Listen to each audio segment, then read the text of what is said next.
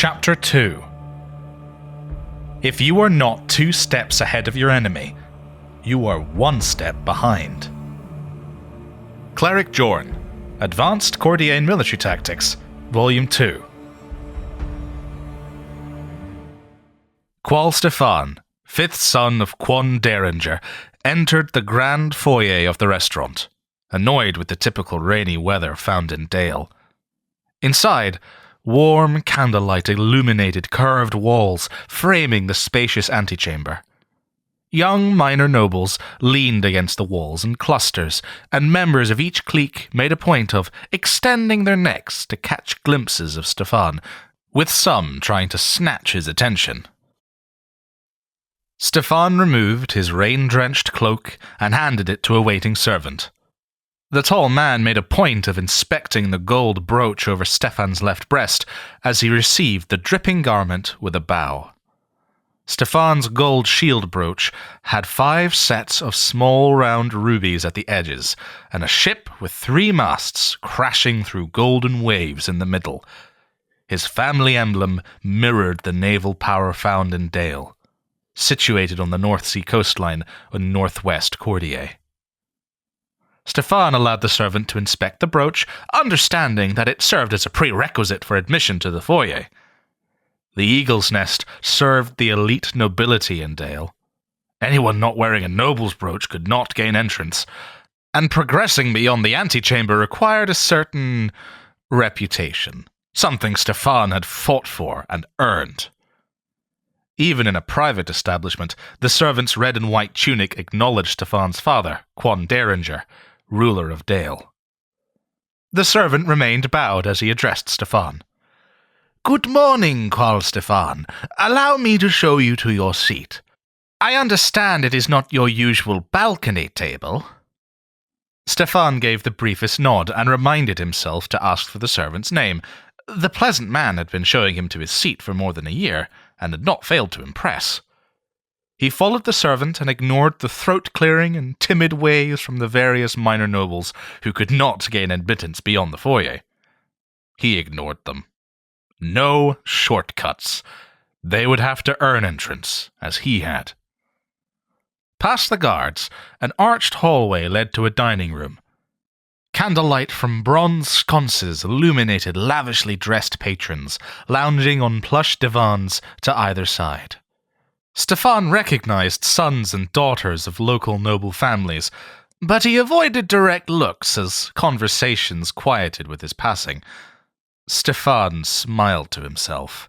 Few 17-year-olds could gain entrance past the door, but his bypassing the hallway entirely always raised a few eyebrows. 2 moonlighting King's Army soldiers stood before the entrance to the dining area, but the guards remained impassive as the servant led Stefan across the threshold. The expansive dining room ceiling soared above him, with murals portraying the various angel choirs. Drawing upon years with private tutors, Stefan could prattle off the angel choir names and their significance, but the theology was not as important to him as the rank. Some ranked higher than others, even though they were all angels. This restaurant had been founded on that hierarchical principle, which reflected Cordian social structure. Ignoring the 4 quons, including his father and the king's family, Stefan stood at the socio-economic apex, where he should be. 2 balconies flanked the upper hall and the mezzanine level, and while Stefan typically preferred the quiet of the balcony, he expected more vulgar company than usual today, and thus followed the servant to the requested table. Elegant mahogany tables dotted the dining room, along with crimson-cushioned cedar chairs. As the servant guided him to a booth on the far wall, Stefan nodded to a few of the elite patrons dining on poached eggs, fruit, and assorted breakfast dishes. These men and women were worth his attention. Stefan was pleased to see a separate table with empty chairs and a steaming breakfast already served near his awaiting booth. Stefan positioned himself in the booth so he could see the entrance. The servant began removing the adjacent silver dinnerware at his table, but Stefan held up a hand. "I know it's early, but lunch for 2. Steak and house vegetables with a side of the spiced potatoes. Excellent, Quol, the servant replied, bowing, and retreated. 20 feet away, behind the serving counter at the bar, a brown-skinned man with a trim black goatee and moustache watched over the room. He wore the traditional attire for a chef in courtier, a long-sleeved, double-breasted black jacket, and a red and white caldana around his forehead. The wide silk cloth designated him as the head chef, and when Stefan met his gaze, he gave a small bow. Stefan knew him as Chef Iliad, though he went by many names in Dale's darker corners. With Iliad appearing relaxed, Stefan assumed all the morning's preparations were in place. Stefan relaxed and replied with a single nod before turning to survey the patrons. Polite banter filled the room, but Stefan could not make out any conversations. The servant returned with a small wineglass filled with apple cider. "If I may, Quol Stefan, Master Chef Iliad would like to remind you it's not too late to withdraw." Stefan smirked. They had gone through this, and while he appreciated Iliad's concern, Stefan had committed to his plan. Based on the available information, all of Stefan's calculations resulted in him as the victor today, even if there might be some collateral damage. "Inform the Master Chef that I appreciate his concern, but I must move forward." The servant placed the glass of cider before Stefan. "I will do so, Quol Stefan. Master Chef Iliad would also like to remind the Quol to remain hydrated." Iliad had admonished Stefan for drinking wine before lunch. Just because the Quol supplied a majority of the wine market in Dale, Iliad didn't want the young man to become a drunk. Stefan raised the cup to Iliad before sipping the cider. Iliad smirked in response before returning to the kitchen. Stefan had dozens of acquaintances but few friends, and among them Iliad seemed to actually care, which was why Stefan entertained his concerns. But too much depended on today. After 2 years of positioning, strategizing, and hard decisions, Stefan was about to eliminate the last obstacle to his glorious financial ascension. A commotion started at the dining room entrance. Slightly earlier than expected, that obstacle, Cal Gerol, burst into the dining room from the hallway. Stefan had never met Cal Gerol, but his reputation matched his entrance. Wearing a short cape and with his chin tilted up, the first son of Cuve Brune paused momentarily at the entrance, ostentatiously scanning the dining hall. 4 armed personal guards flanked the noble, which spoke to his reputation, as a Cal would rarely have a retinue. Ignoring the polite but firm pleas of the servants, Gerol locked onto Stefan. He ploughed between tables and patrons without regard. Seated nobles protested the disruption. Iliad would never have allowed such behavior, and the establishment guards would have forcibly prevented entrance to the Cal and his entourage if Stefan had not informed them he was inspecting such an intrusion. 2 of the restaurant's servants continued to follow the Cal and guards, begging them to leave. When one guard paused and turned towards the servants, pulling the hilt of his sword from its scabbard, the servants backed away. Gerol abruptly stopped at Stefan's table. Stefan sipped his cider. "Quol Stefan, there's no escape." The Cal's menacing tone sounded rehearsed, and Stefan restrained himself from snorting his cider through his nose. "Let's have a chat, shall we?" Stefan placed his cup on the table and examined Gerol's bronze brooch. A single sapphire adorned the base with the Cal's family emblem of a cornfield in the brooch's center. "Cal Gerol, how unexpected. Have a seat. There's a table right there for your men." Gerol frowned and turned to the nearby table with 4 empty chairs. He jerked his thumb to the table, and his guards sat down. They shared a look with one another, and the breakfast laid out before them. Stefan held back a smile. The food here is excellent, Cal. Your men are welcome to eat. The guards didn't wait for further permission as they dove into the meal before them. Nearby patrons conversed with urgent, though hushed, tones. Geralt slid into the seat across from Stefan. The servant promptly delivered 2 plates of the steak and vegetables. Cal Geralt, what would you care to drink? The servant asked. Geralt didn't respond as he studied the meal. He frowned at the cup before him. I'm not thirsty. The servant bowed and left, while Geralt studied the meal and the young quol. You must know why I've come if you've made these preparations. He adapted well. As Stefan cut into his steak, he reassessed the Cal. Yes, you've come to bully a little kid. Don't patronize me and don't waste my time. I know your portfolio. You've conquered the wine market here in Dale and ruined a score of merchants who didn't cooperate. Now you've entered the military supply chain, and you're on the verge of ruining me. Yes, the Cal understood more than Stefan had expected. Didn't realize I was so threatening. Geralt let out a slow exhalation. I'm employing as much patience as I can. I have enough evidence to bring the matter to your father. Does he know how ruthless you can be to his merchants? Does he know they call you the Bear? Quon Derringer is aware of my work, though he doesn't like to be bothered about little details. Most nobles and merchants won't do business with a kid, but they respect a bear. Who wouldn't? Stefan took another sip of cider. So you came here with threats and swords? To do what, exactly? You know of my connection to the quon.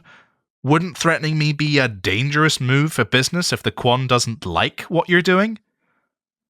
You've pushed me to an uncomfortable point, quon or not. Supplying the king's army is my ticket, and I'm here to weed out threats. I'm not afraid of Quon Derringer. That wasn't true. Everyone was afraid of Quon Derringer, including Stefan. He swallowed a bite of spiced potatoes. That means you have some powerful connections that support you. Excellent. Would you like to be my partner? Geralt frowned. What? I have no desire for my father to get involved, and I really want to spread my wings beyond Dale. You have contacts in the central regions of Cordier that would be nice to engage, so I'm willing to offer you 5% of my profits for the next 3 years on anything I make supplying the king's army. Geralt tightened his lips. Seeing him waver, Stefan pointed to Geralt with a piece of steak on his fork. It's a no-lose situation. If I fail, there's no risk. If I succeed, I share the profit. Geralt folded his arms.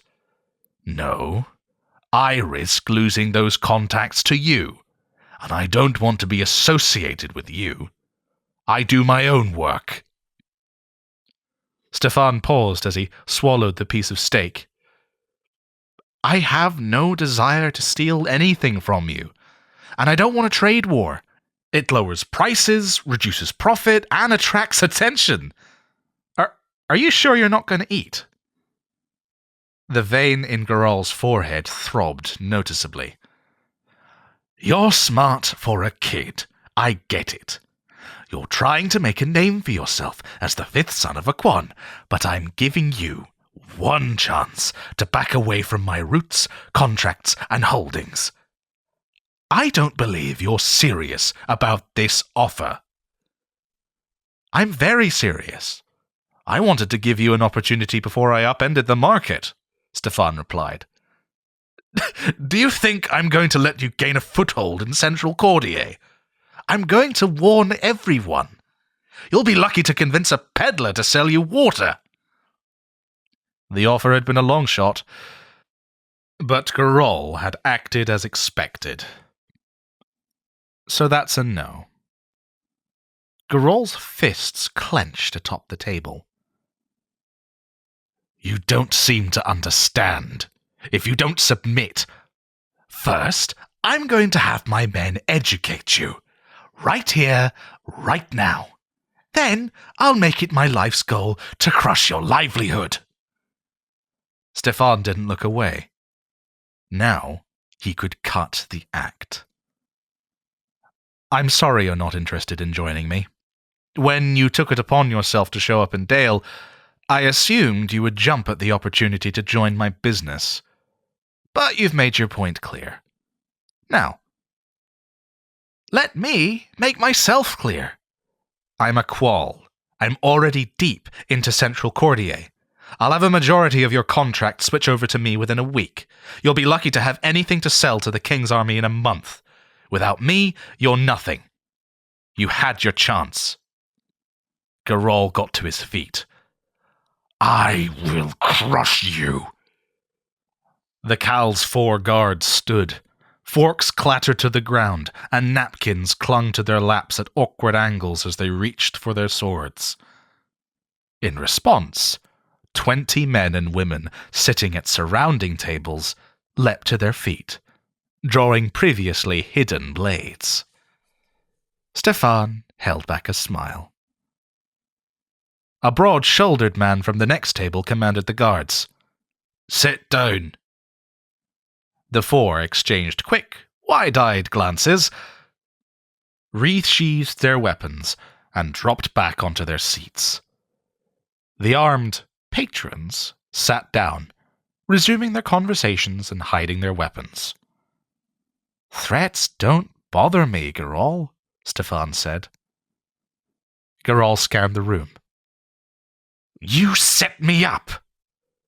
You were poised to be the leading supplier to the King's army, but you don't have the same financial backing or access to the same selection of materials that I have. I thought a partnership would be beneficial to both of us. Still keeping to your story? You play a dangerous game. It is a game. You got in my way. You lost. Gerol stood, and 20 heads turned to him. Game's not over. He looked around.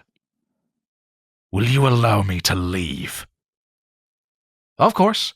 I just have some friends here to make sure you didn't get on the quon's wrong side.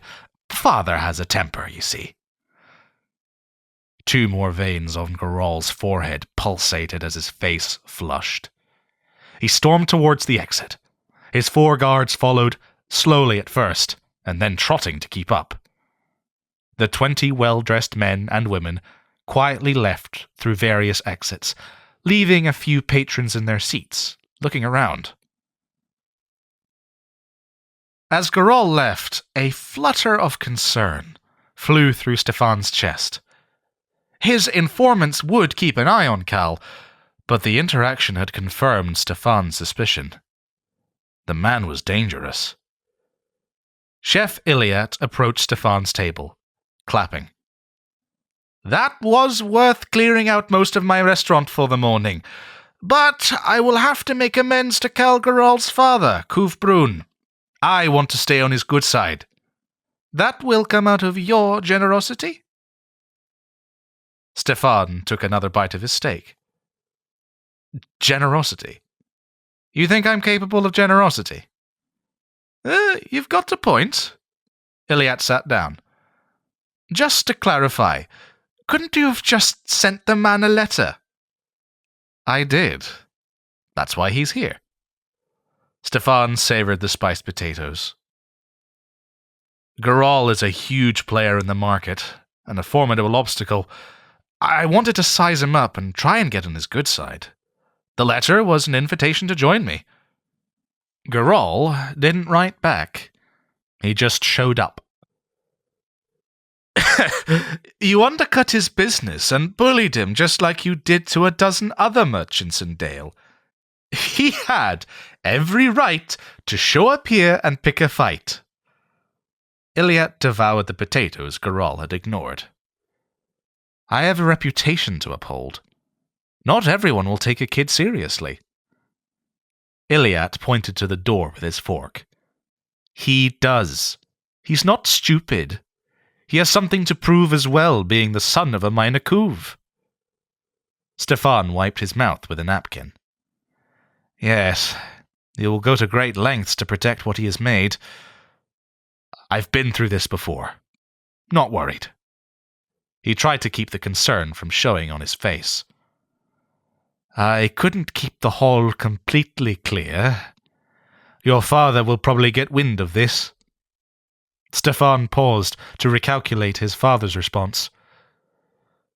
Quon Derringer is well informed about my dealings. I am confident he uses the pulse to monitor me. It's all a game. I know how to play. Stefan knew the pulse. The Cordiaean King's national spy network would work fast, though. Well, I hope you don't lose any pieces you play. I appreciate all you've done for me. Your attendance and wine have brought in some excellent business. If Garal doesn't have you killed by the end of today, we should have a special dinner here for you. Stefan lifted the glass of cider. Until then.